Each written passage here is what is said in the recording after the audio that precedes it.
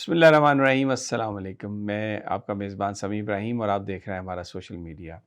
Supreme court of Pakistan کے آئینی bench نے آج درخواست منظور کر لی کہ جو سماعت ہے 26ویں ترمیم کے خلاف وہ براہ راست نشر کی جائے گی۔ جب بینچ بیٹھا 8 ممبر بینچ تھا جسٹس امین الدین کی سربراہی میں، تو اس وقت انہوں نے یہ کہا کہ ہم نے یہ فیصلہ کیا ہے کہ پہلے ہم بینچ کی کمپوزیشن کے حوالے سے جو اعتراضات ہیں وہ سنیں گے، ان درخواستوں کی سماعت کریں گے، کیونکہ بہت ساری درخواستیں آئی ہوئی تھیں جس میں یہ استدعا کی گئی تھی کہ یہ 26ویں ترمیم کا جو معاملہ ہے اس کو فل بینچ سنے، ہائی کورٹ پوری فل کورٹ یعنی اس کو سنے، زیادہ سے زیادہ ججز اس کو سنیں۔ اور دوسری درخواست یہ تھی کہ لائیو سٹریمنگ ہونی چاہیے۔ تو ججز نے یہ کہا کہ ہم نے یہ فیصلہ کیا ہے کہ پہلے ہم جو کمپوزیشن آف بینچز ہے وہ اس کو سنیں گے اور پھر اس کے بعد دیکھیں گے یہ جو لائیو سٹریمنگ ہے۔ تو اس پر صلاح الدین صاحب جو کراچی کے بڑے زبردست وکیل ہیں اور سندھ ہائی کورٹ بار ایسوسی ایشن کے وہ صدر بھی رہے ہیں، انہوں نے جو دلائل دیے بڑے مدلل دلائل تھے، اور انہوں نے کہا کہ ماضی میں جو امپورٹنٹ کیسز ہیں وہ سارے لائیو سٹریمنگ کی گئی ہے۔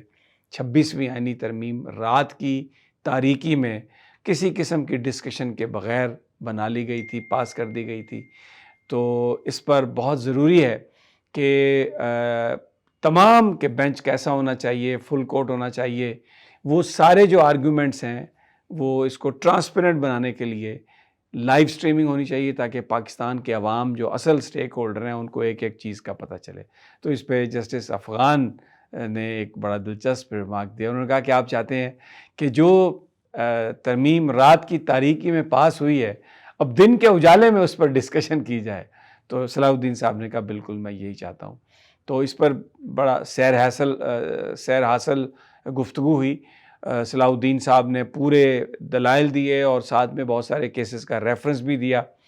پھر اس کے بعد حامد خان صاحب نے بھی وہ ان کے جو آرگومنٹس تھے وہ اڈاپٹ کیے، عابد زبیری صاحب انہوں نے بھی، کیونکہ بہت ساری درخواستیں تھیں۔ تو بینچ نے 5 منٹ کا وقفہ کیا اور کہا کہ ہم آپ کو مشورہ کر کے بتاتے ہیں۔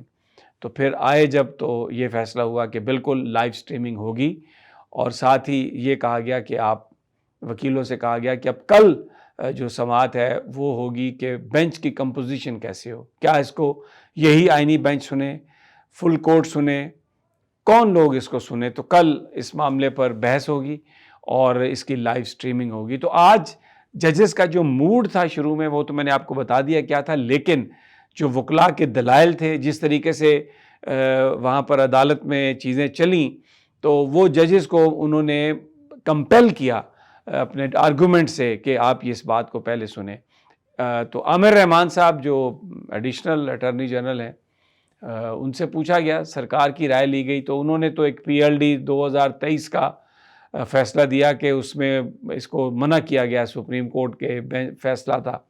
تو اس پر جسٹس عائشہ ملک صاحبہ نے بھی یہ کہا، جمال خان مندوخیل صاحب نے بھی یہ کہا کہ جناب یہ تو جو پچھلی لائیو سٹریمنگ ہوئی ہے یہ تو ان سے پہلے کا فیصلہ تھا۔ تو انہوں نے کہا جی بس میری تو یہی پوزیشن ہے۔ تو بار بار ان سے پوچھا گیا کہ سرکار کیا کہتی ہے، آپ بتائیے۔ تو انہوں نے وہ فیصلہ پڑھ کے جو سپریم کورٹ کا تھا، تو یہ عدالت کو، بینچ کو یہ لائن دینے کی کوشش کی کہ آپ اس کی اجازت نہ دیں، لیکن عامر رحمان صاحب چکر میں آ گئے، پھنس گئے، کیونکہ عائشہ ملک صاحب نے کہا کہ میں آپ سے پوچھ رہی ہوں کہ آپ ڈائریکٹلی بتائیے کہ آپ کی گورنمنٹ کی پوزیشن کیا ہے۔ تو انہوں نے کہا بینچ آرڈر کر سکتا ہے جی، میری تو پوزیشن وہی ہے جو میں نے بیان کر دی ہے۔ لیکن بہرحال آج کا جو فیصلہ ہے یہ اس بینچ کے فیصلے، یہ اس طرح کے فیصلے ظاہر ہے جو کریڈیبلٹی ہے اس کو تھوڑا ریسٹور کرتے ہیں۔ تو آج اب یہ کل اس کی لائیو سٹریمنگ بھی ہوگی۔ اب چلتے ہیں اسلام آباد ہائی کورٹ میں، جہاں پر آج توشہ خانہ 2 میں بریت کی جو درخواستیں تھیں ان کی سماعت تھی۔ تو سلمان صفدر صاحب تھے وہاں پہ، علیمہ خان صاحبہ تھیں، پیپلز پارٹی کے PTI کے قائدین تھے۔ تو تقریباً 1 گھنٹے تک دلائل ہوئے، جس میں بڑے بھرپور انداز میں سلمان صفدر صاحب نے اس کو ڈیفینڈ کیا اور کہا کہ یہ توشہ خانہ 2 میں جو اس پہلے یہ فیصلہ ہونا چاہیے مقدمے کا، اور پھر اس کے بعد جو ہے ٹرائل کورٹ فیصلہ کرے۔ اور انہوں نے بتایا کہ جو بنیادی طور پر جو میاں گل حسن اورنگزیب تھے ان کی فائنڈنگز یہ تھی کہ توشہ خانہ 2 پر انکوائری ہونی چاہیے. یہ نہیں تھا کہ پرچہ درج کر کے تو کیس اور ٹرائل شروع کر دیا گیا. تو یہ اس کی انکوائری ہونی چاہیے تھی. اس لیے یہ آرڈر جو امپلیمنٹیشن جو کی جا رہی ہے یہ غلط ہے. لیکن بہرحال پھر ایک موقع پر استدعا کی سلمان صفدر صاحب نے کہ آپ صرف ایک لائن لکھ دیں, آپ بینچ کو روک دیں کہ جب تک اس کیس کا فیصلہ ہائی کورٹ سے نہیں ہوتا آپ اس کا فیصلہ نہیں کریں گے. تو انعام امین منہاج صاحب نے کہا کہ اس کو دیکھ لیتے ہیں, اور ابھی تک آرڈر نہیں آیا جب سے میں یہ آپ کو وی لاگ کر رہا ہوں. باہر بھی جو گفتگو ہوئی سلمان صفدر کی, انہوں نے کہا کہ جب سے یہ اسلام آباد ہائی کورٹ کا نئے ججز آئے ہیں اور اس کی نئی کمپوزیشن ہوئی ہے, پی ٹی آئی کو کوئی یہاں پہ ریلیف نہیں ملا. تو آج ویدر بہت اچھا ہے, تو میں یہ امید کرتا ہوں اور استدعا کرتا ہوں کہ آج ہمیں ریلیف دے دیں. اور ہم صرف یہ کہہ رہے ہیں کہ اس کا فیصلہ نہ دیں, آپ ٹرائل کورٹ جو ہے اس کا فیصلہ نہ کرے جب تک یہاں سے فیصلہ نہیں ہوتا. لیکن بہرحال ابھی تک فیصلہ نہیں آیا.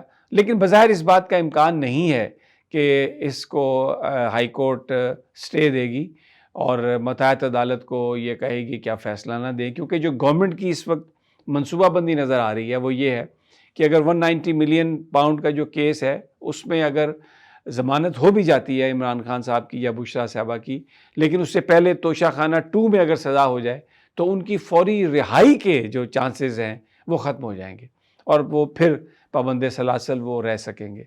تو اب دیکھنا یہ ہے کہ کیا ہوتا ہے. سپریم کورٹ میں تو آج وکلاء نے جس انداز میں گفتگو کی, انہوں نے کمپیل کیا ججز کو اپنے آرگومنٹ سے. سلمان صفدر صاحب کے بھی بڑے زبردست آرگومنٹ ہیں, بٹ اب لیٹس سی کہ جسٹس امین انعام منہاج کیا فیصلہ لکھتے ہیں. دوسرا جو خبر چل رہی ہے, چھپی اخباروں میں خبر کہ اے این پی کے سینیٹر ایمل ولی خان, ان کو اسلام آباد پولیس نے گرفتار کیا ہے اور شاید ان پر کوئی سائبر کرائم کی کوئی شک جو ہے وہ لگائی گئی ہے. لیکن اس سے پہلے انہوں نے ایک بہت ہی متنازع بیان دیا تھا دورہ امریکہ کے حوالے سے. تو لیکن پھر بعد میں اعظم نذیر تارڑ صاحب نے سینٹ میں اس کی وضاحت کی تھی کہ ایمل ولی صاحب کی ملاقات ہوئی ہے وزیر اعظم صاحب سے. وزیر اعظم صاحب نے ان کو سارا بیک گراؤنڈ بتایا وائٹ ہاؤس کی میٹنگ کا بھی اور دوسری چیزیں. تو اس کے بعد ایمل ولی نے یہ کہا کہ اگر مجھے معلوم ہوتا یہ سب کچھ تو شاید میں یہ اس طرح کی بات نہ کرتا.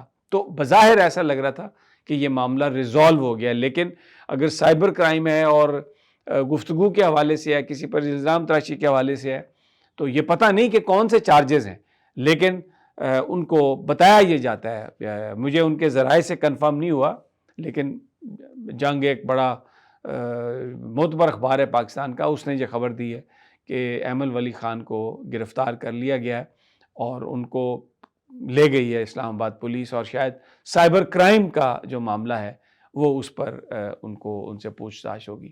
تو جناب یہ تھے ابھی تک کی تازہ ترین. انشاءاللہ جلد ملاقات ہوتی ہے اگلی ویڈیو میں. اللہ نگہبان.